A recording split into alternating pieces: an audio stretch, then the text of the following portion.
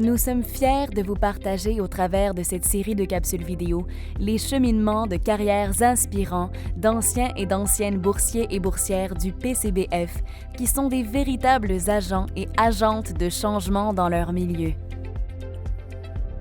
Madame Saadi Naibé Maïmaniang de la République du Tchad a obtenu une bourse du PCBF pour effectuer une maîtrise en nutrition.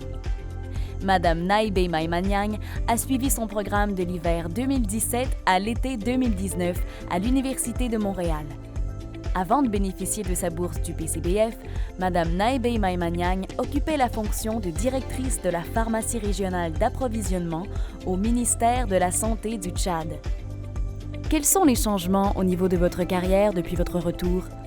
Je pense que dès que je suis rentrée, j'ai introduit mon projet de réinsertion professionnelle qui a conduit à la mise sur pied d'un programme national de nutrition qui était mon premier succès. Et justement, à ma grande surprise, j'ai eu une nomination présidentielle, un décret, comme directrice générale technique de la pharmacie du médicament et de laboratoire. C'est la première instance pharmaceutique au Tchad dans le ministère de la Santé. Quelles sont, selon vous, les raisons de votre succès? C'est d'avoir acquis des compétences lors de ma formation au Canada qui a conduit à l'obtention de mon diplôme dans un premier temps.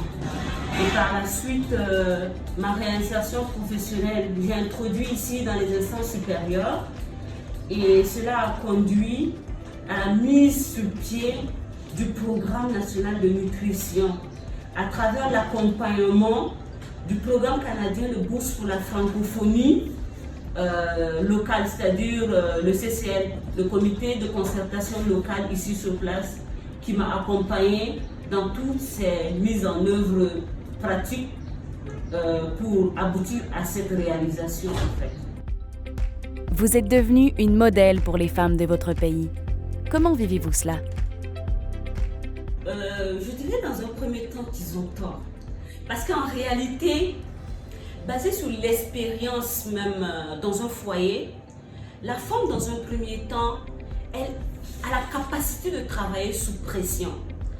Donc, très vite, ce que je pourrais dire à ces personnes, c'est que en réalité, une femme peut mieux réfléchir et avoir une capacité à décider ou à résoudre des problèmes mieux et très rapidement qu'un homme.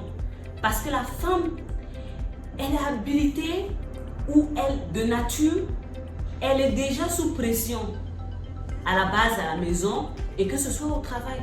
Donc, je dirais simplement que la femme peut mieux travailler dans ses postes de responsabilité qu'un homme ne peut le faire. Vos mots de la fin?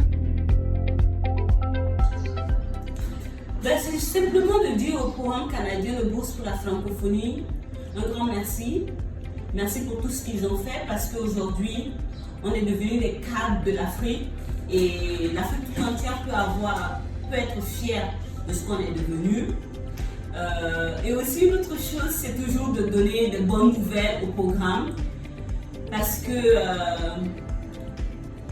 ce qu'on est devenu aujourd'hui, c'est grâce à eux.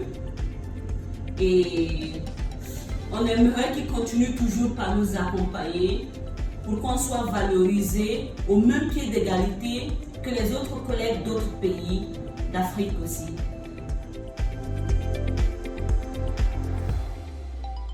À travers les méthodes d'enseignement, on a développé des compétences et des savoir-faire qu'auparavant on ne saurait comment faire ou mettre en pratique.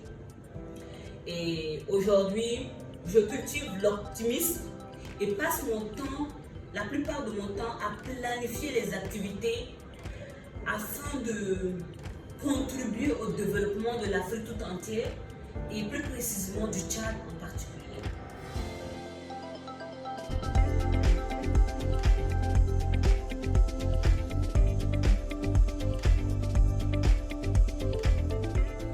Le consortium du Bureau canadien de l'éducation internationale et de l'entraide universitaire mondiale du Canada, au nom d'Affaires mondiales Canada, félicite ses boursières et boursiers de leur cheminement et des impacts qu'ils et elles produisent sur leur communauté, leurs institutions et leur pays.